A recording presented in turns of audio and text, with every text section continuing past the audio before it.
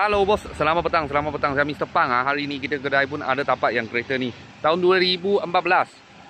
Toyota Harrier 2.0 Harrier 2.0. Lepas tu register ke Malaysia 15.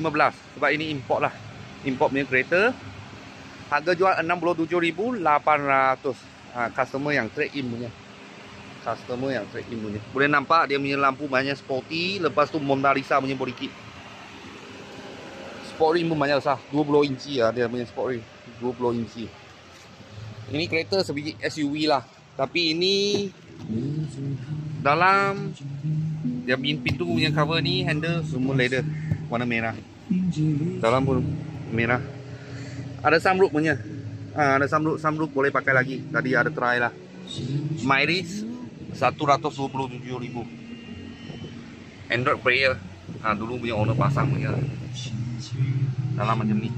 Leather dia soft leather, dia bukan hard leather. Belakang macam ni.